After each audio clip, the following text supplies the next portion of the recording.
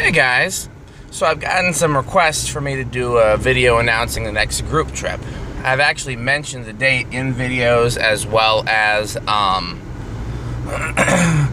Facebook and a few other places, I think in comments on YouTube and everything else, but I haven't actually done an announcement video yet.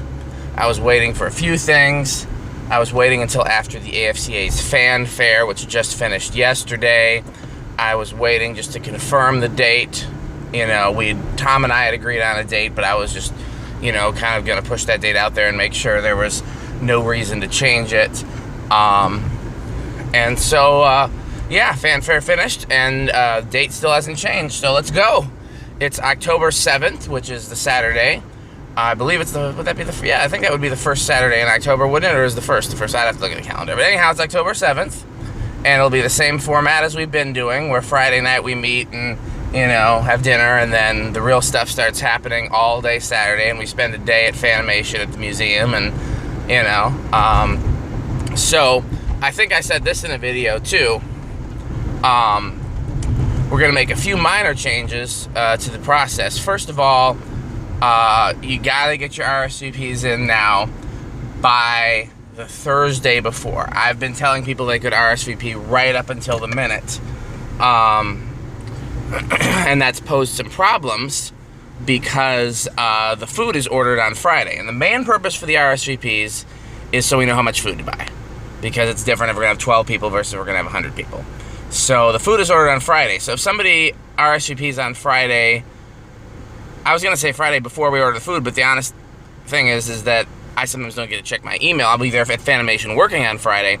And so, even though you might send in your RSVP Friday at 11:30 and we don't order the food till 12, but if I don't check my email till 2, then it doesn't matter. So Thursday night is the final day to RSVP, which would, I'm guessing, be the 6th. I'm not looking at a calendar, but simple math would deduce... No, Thursday would be the 5th, excuse me. I keep thinking the 8th, because we just did July the 8th. So, Saturday the 7th, Friday the 6th is the Bub's Burgers dinner meet, and then Thursday the 5th is the final day to RSVP.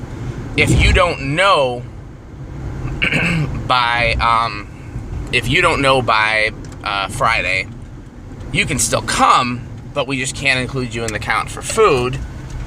So, there's really no point in RSVPing.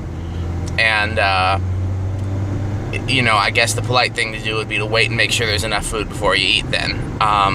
But if you're not sure if you're coming, and you're still not sure on Thursday night, just send me an email on Thursday night saying, hey, we're going to try, but we're not positive. We'd rather order too much food, and then, some of us get to take some home, than order not enough food, and some people don't get a chance to eat.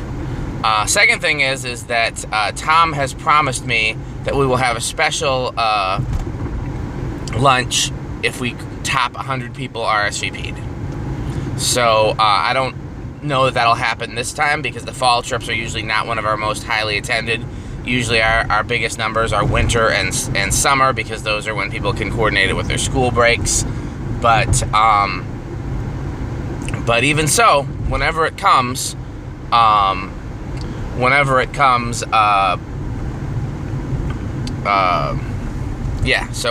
we get, we top 100 people RSVP'd, we get something special. So, bring your friends. Make sure all your fan friends are coming, and bring some friends that aren't fan friends that you think might be interested and want to hang out, and, get the numbers up.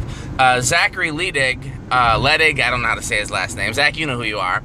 He brought like 3 or 4 friends in the last trip that weren't fan kids, but they just wanted to hang out with their friend and see what he liked. And, they enjoyed it, and I think they spent more time chilling than they did actually doing the fan stuff. But they still did do some of the fan stuff, and they participated, and, I think they still had fun, and that was great. So, you can bring your non-fan friends if you think they'd be interested, Also, another incentive to get people to RSVP early is we're going to do a drawing. Everybody that's RSVP'd by, don't hold me to this date, a week before, we'll do a drawing for a Fanimation product.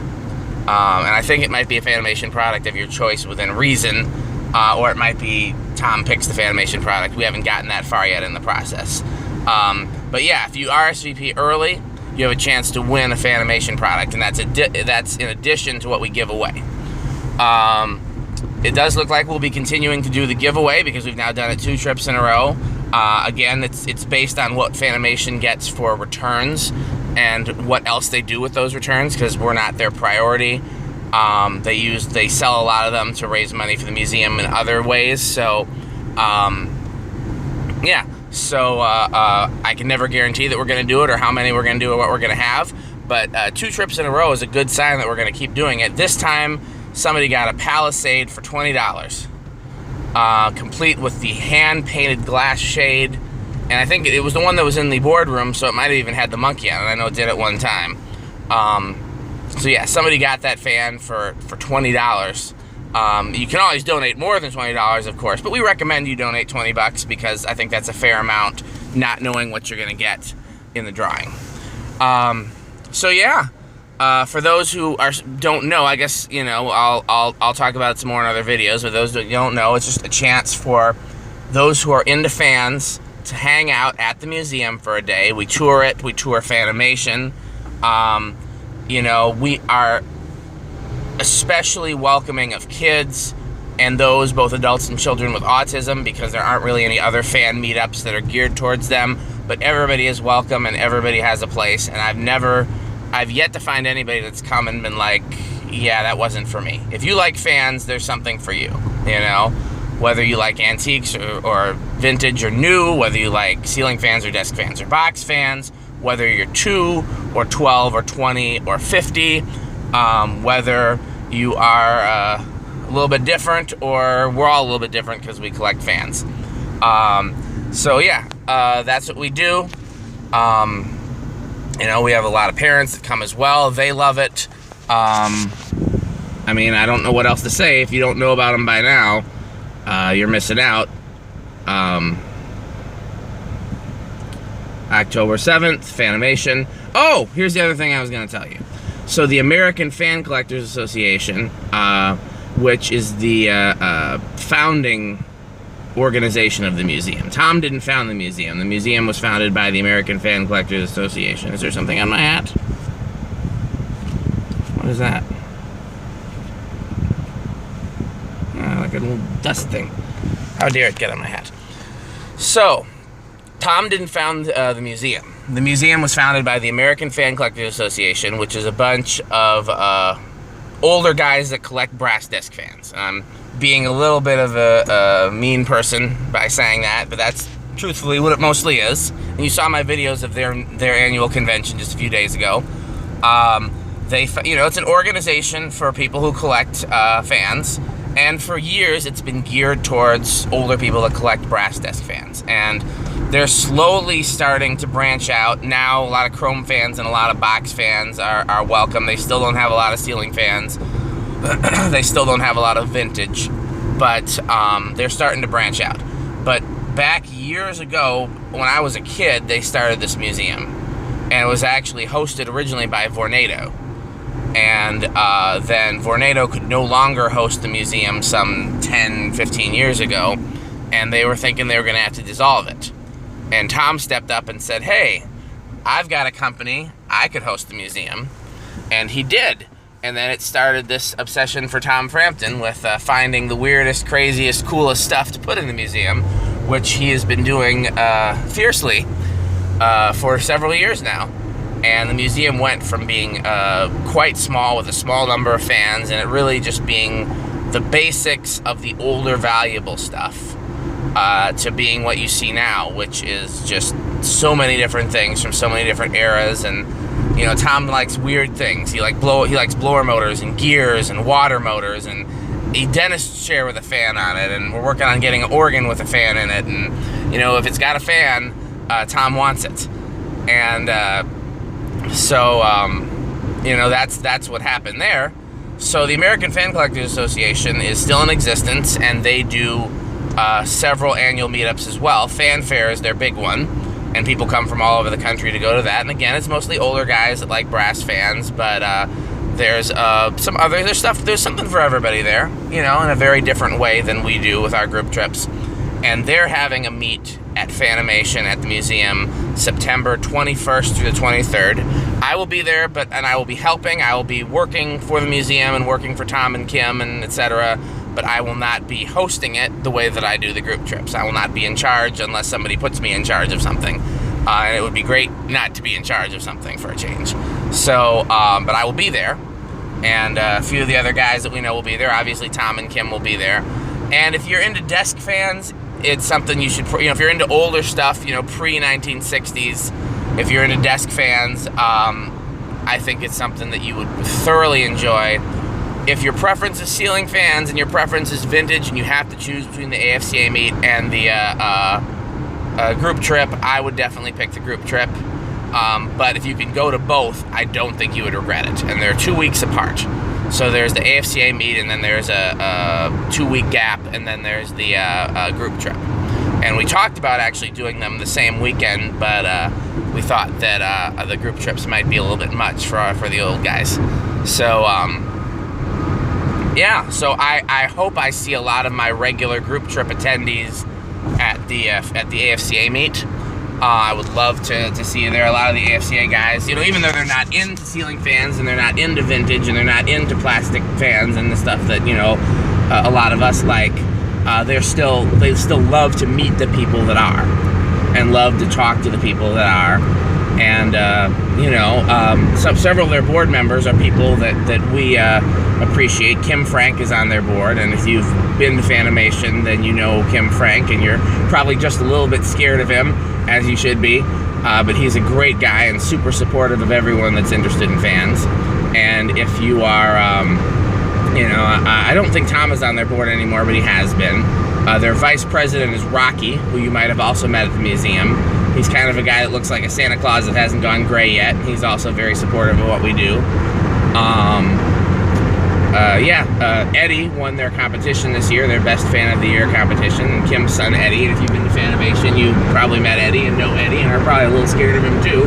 Although he's of course scared of his dad, so it's a hierarchy. I'm trying to think of who else on the board there. But yeah, a lot of the Bill Fanum, who I've done videos with and I've talked about a great deal, is one of the smartest guys when it comes to fixing anything. There's nothing he can't fix. And I don't think he's on their board, but he has been. But he's a well-known face in the American Fan Collectors Association, and he'll probably be at the meet. And he's super supportive of what we do. So yeah, I thoroughly encourage you to come to both if you can. If you have to choose, if you're really only into into ceiling fans, or only into vintage stuff, whether it's ceiling decks, desk box, whatever, then the group trip is your better bet.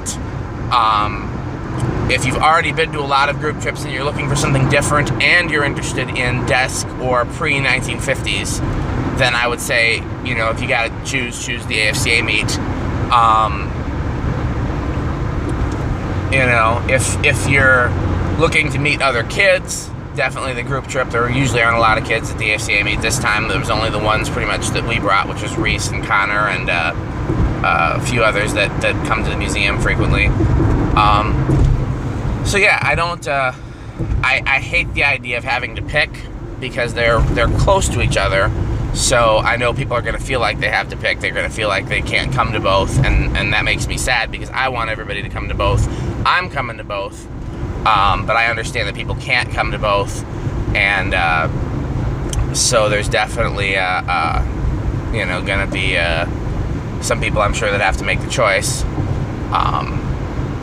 And so those are the way that I would lay that out, and that's all I can think of. This has been my drive between my church services on Sunday morning. If you watch all my videos, not just my fan videos, you'll see that I play organ at 2 different churches every Sunday. I play organ and guitar a lot of different places, as I'm hired, but I have 2 regular gigs. One is a full-time job for one church and one is a part-time job for another church, and I'm at both of them every Sunday morning, and unless I'm out of town.